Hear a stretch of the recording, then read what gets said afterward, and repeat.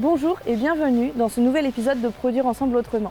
Aujourd'hui, nous sommes à Chepy, à l'ERL Boucher, chez Reynald, qui a fait le choix de l'implantation de Sylphy et qui fait partie d'un groupe défi. Suivez-moi pour les rencontrer. Bonjour Reynald. Bonjour Clémence. Bonjour Marie. Salut Clémence. On y va ? Allez.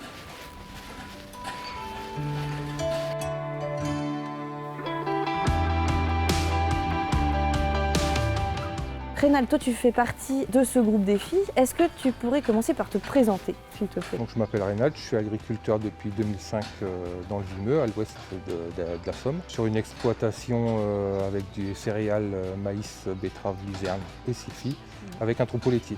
Combien tu as de vaches ? 65 vaches. Donc tu fais partie du groupe défi depuis quand ? Depuis 2016.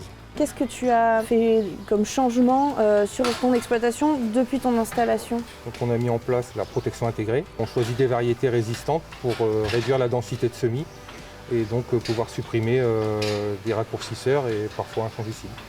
D'accord. Et la date de semis aussi Alors, on sème plus tard. D'accord. Donc ça, ce sont des changements qui ont été satisfaisants. Oui, on continue.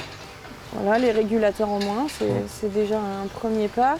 Et il me semble que tu as fait un deuxième pas plus important, c'est-à-dire de la reconception de système. Tu nous as parlé de la Sylphy. Est-ce que tu peux nous en dire un peu plus ? J'ai semé 1 hectare de Sylphy sous couvert de maïs l'année dernière. C'est vrai que tu n'as pas encore énormément de recul, mais pourquoi avoir fait ce choix de l'implantation de Sylphy ? Sur le papier, la Sylphy, c'est une culture à faible intrant, qui a une durée de vie de 15 ans, qui résiste bien à la sécheresse Ouais. et qui peut avoir les mêmes valeurs qu'une luzerne. Donc les débouchés, pour toi, quels sont-ils ? Pour moi, c'est pour mettre dans l'alimentation des vaches, mais c'est aussi une culture qui est utilisée pour la méthanisation. D'accord, donc toi le débouché, ça sera pour ton troupeau. Oui. Et ça remplace quoi dans la ration ? J'espère remplacer une luzerne, par exemple. Faire partie de ce groupe défi, ça t'apporte quoi ? Qu'est-ce que tu en tires pour toi ? C'est de l'échange avec d'autres agriculteurs du secteur, qui font aussi des expérimentations dans d'autres domaines. Ouais, et ça permet d'essayer aussi, de voir que ça marche ailleurs.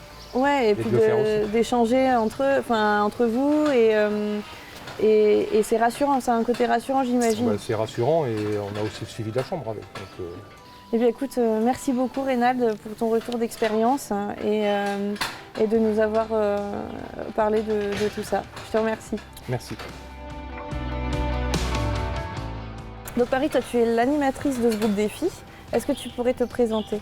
Oui, donc du coup Marie Lévesque, je suis conseillère sur le secteur du Vimeux, donc sud d'Abbeville, et j'ai la chance d'animer le réseau défi de Picardie-Maritime. Est-ce que tu pourrais nous en dire un peu plus sur ce groupe ? Oui, donc du coup c'est un groupe composé de 12 exploitations, tous principalement dans le même secteur, et qui sont tous en polyculture élevage avec pas mal de cultures, donc en betterave, en blé, lin et du maïs. Et alors tu les accompagnes pour les aider à réduire l'utilisation de produits phytosanitaires, c'est principalement ça.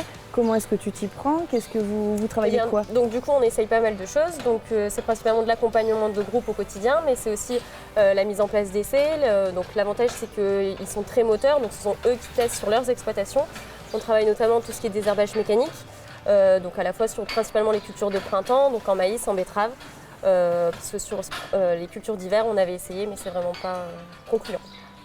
Et alors donc vous testez ces choses, tu as la théorie, mais la mise en pratique, c'est pas trop compliqué ?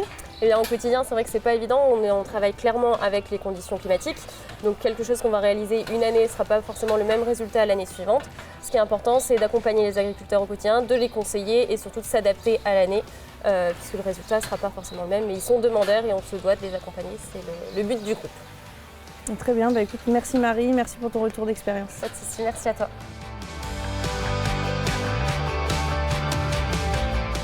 Merci à Marie et à Reynald d'avoir partagé leur expérience avec nous aujourd'hui. Si cette vidéo vous a plu, n'hésitez pas à la liker et à vous abonner. Nous vous laissons sur ces images et à bientôt dans un prochain épisode de Produire ensemble autrement.